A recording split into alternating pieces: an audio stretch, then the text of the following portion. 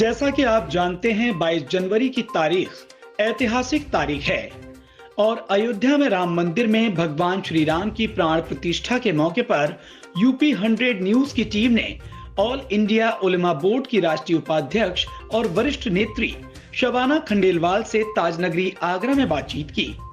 कुछ अंश उनके साथ हुई बातचीत के। नमस्कार दर्शकों, जैसा कि आप जानते हैं 22 जनवरी का दिन एक बहुत बड़ा दिन है और इस दिन भगवान श्री राम की प्राण प्रतिष्ठा अयोध्या के मंदिर में होने जा रही है। इसी बात को मद्देनज़र रखते हुए हमारे साथ आज चर्चा कर रही हैं दिग्गज नेत्री और आगरा की एक जानी मानी शख्सियत शबाना खंडेलवाल जी। आइए इनसे बात करते हैं। जी नमस्कार, प्रणाम जी, सबसे पहले मुबारकबाद देना चाहूँगा 22 तारीख के लिए। और आपके मन में क्या भावनाएं हैं, क्या है, उनसे क्या शेयर करना चाहते हैं? देखिए, बहुत खूबसूरत लम्हे हैं, बहुत खूबसूरत पल होंगे कल के दिन 22 तारीख को, क्योंकि भगवान सिया राम का कल प्राण प्रतिष्ठा होने जा रही है वहाँ पर। और मुझे लगता है कि पूरे भारतवासी खुश हैं इस बात से, क्योंकि एक तो 500 साल पुराना विवाद खत्म हुआ और उसके बाद एक भव्य मस्जिद का भी निर्माण होगा। तो हम लोग इस बात से बहुत खुश हैं और मैंने अपने मुस्लिम समाज के लोगों से भी अपील की है कि हमें उन खुशियों में शामिल होना है, क्योंकि भगवान को हिंदू समाज के लोग ईश्वर मानते हैं और मुस्लिम समाज के लोग उन्हें इमाम हिंद मानते हैं, यानी 1,24,000 जो पैगंबर थे उनमें से एक मानते हैं। तो ये उत्सव का दिन है, राम महोत्सव मनाया जा रहा है। तो हम ये तो चाहते हैं कि मुस्लिम समाज के लोग भी अपने भी घरों को, अपनी भी दरगाहों को रोशन करें, उस खुशी में शामिल हों, क्योंकि ये भारत की खुशियाँ है, ये भारत की संस्कृति है। मुसलमानों को ये दिखाना है कि हम अलग नहीं हैं, और जो लोग गलत इरादे से, गलत नीयत से जो हम लोगों के बीच में दरारें डालना चाहते हैं, मैं उनकी कड़ी निंदा करती हूँ। जैसा कि आपने कहा 500 साल पुराना विवाद खत्म हो गया है, तो क्या आप प्राण प्रतिष्ठा को एक नई शुरुआत के तौर पर नहीं देख रही हैं कि हिंदू मुस्लिम के बीच एक खाई थी जो आज पट गई है, जो एक मामला था जो बरसों से हिंदू मुस्लिम के बीच एक टेंशन्स पैदा करता हुआ आया था, तो वो टेंशन्स आज खत्म होती दिख रही हैं? देखिए, बेशक यकीनन ये होने जा रहा है, क्योंकि एक ऐसा विवाद था जो हम लोगों के बीच में दरारें डाला रखी थी और सालों से चल रहा था। मगर जो कोर्ट का आदेश आया, और मुस्लिम समाज ने पहले भी कहा था कि जो कोर्ट का आदेश होगा वो सर्वोपरि है, तो जो कोर्ट का आदेश हुआ मुस्लिम समाज ने भी माना और हिंदू समाज को उनके भगवान का स्थान मिल गया, जिसको वो गर्भगृह कहते थे। तो इसलिए खुशी की बात यह है कि भाई वो लोग 110 करोड़ हैं, तो मैं समझती हूँ कि उनको खुशियाँ मनाने का अधिकार है।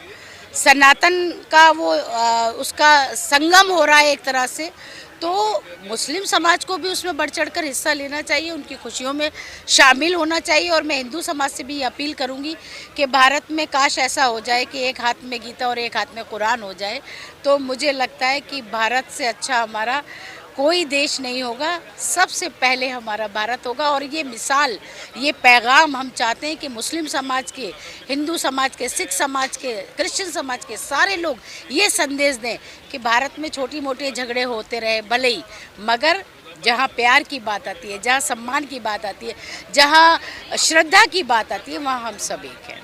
आगामी वक्त में मस्जिद के लिए भी जगह चयनित की गई है, मस्जिद का भी निर्माण होना है, उसको लेकर क्या आपके जहन में बातें हैं, किस तरह से मुस्लिम समाज को संदेश देना चाहते हैं? देखिए, वो भी बहुत खुशी की बात है, और मस्जिद वही होती है कि जहाँ पर इबादत की जाए। अब ये मस्जिद का नक्शा तैयार हो रहा है, दिल्ली में उसमें काफ़ी लोग लगे हुए हैं, और उनको सऊदी अरब से जो आएंगे उनको आमंत्रित किया गया है कि वो उसकी नींव रखेंगे।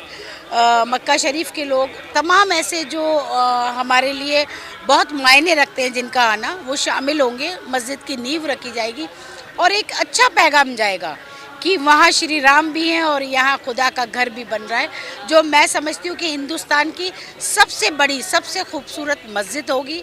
वहाँ पर हॉस्पिटल भी बनाए जाएंगे, रहने की, ठहरने की व्यवस्थाएं की जाएंगी। बहुत ऐसा होगा जिसकी एक मिसाल बनेगी दुनिया में। हम आखिरी सवाल, हिंदू मुस्लिम या कोई भी धर्म हो, हर धर्म में जहाँ अच्छे लोग होते हैं वहाँ कुछ उन्मादी भी होते हैं। ऐसे वक्त पर, ऐसे खुशी के मौके पर भी दोनों ही धर्म में कुछ ऐसे भी लोग होंगे जो उन्माद की कोशिश करेंगे।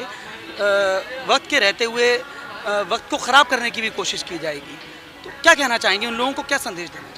देखिए, ऐसे जो खराब लोग हैं उनकी हमने कहा, चाहे वो मुस्लिम समाज में हो चाहे हिंदू समाज में हो, जो हमारे मुल्क की अमन चैन शांति को ख़राब करता है, निश्चित तौर पर वो अच्छा इंसान नहीं हो सकता। आपने कहीं भी किसी भी भाषण में परम आदरणीय मोदी जी को, परम आदरणीय योगी जी को या नड्डा जी को या अमित शाह जी को, कहीं एक स्टेटमेंट ऐसा नहीं होगा कि चीज़ों में बंटवारा होगा। अगर राशन बंट रहा है तो वो मुसलमानों को भी निश्चित तौर पे दिया जा रहा है, हिंदुओं में भी तकसीम किया जा रहा है। अगर मकान दिए जा रहे हैं तो दोनों को मिल रहा है।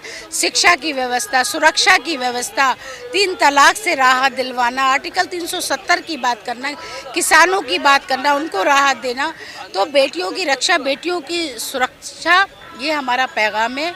और हम चाहते हैं कि काश अपने मुल्क में ऐसी फ़िज़ा बने, मंदिर कहीं जले तो रंज मुसलमान को भी हो और लुटने ना पाए मस्जिदों की आबरू, ये फ़िक्र मंदिरों के निगहबान को भी हो। बहुत खूब। तो ये थी हमारे साथ दिग्गज नेत्री शबाना खंडेलवाल जी। इन्होंने बहुत बेबाकी के साथ प्राण प्रतिष्ठा का जो कार्यक्रम होने जा रहा है उसको लेकर अपनी राय रखी। हम भी यही संदेश देंगे लोगों को कि एक दूसरे का साथ देकर, सहयोग के साथ भाईचारे को बनाए रखें और अमन का इस दुनिया को पैगाम दें। अपने साथी उस्मान अली के साथ जावेद खान, UP 100 न्यूज़, आगरा।